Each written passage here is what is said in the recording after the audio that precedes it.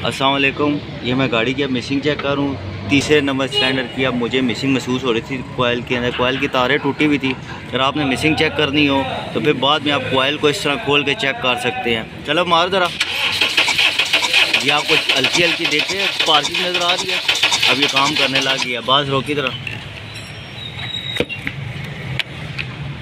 बाद का ये कोयल के प्लग के बगैर भी स्पार करती है, लेकिन वो नज़र नहीं आता सही। मार ज़रा। वो हल्की से हल्की नज़र आ रही है, आवाज़ आ रही है, क्या काम कर रही है बस।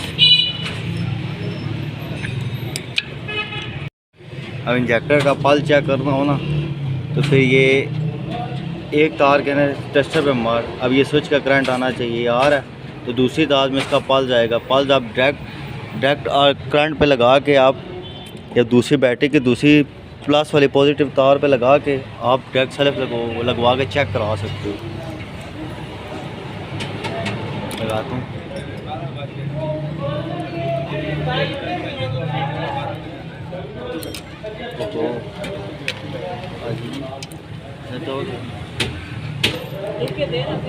अजी जरा अंदर जाके ना चलो पा रहे हो। ये हल्का हल्का नजर आ रहा है। ये इसका पल्स आ रहा है, पास बंद कर।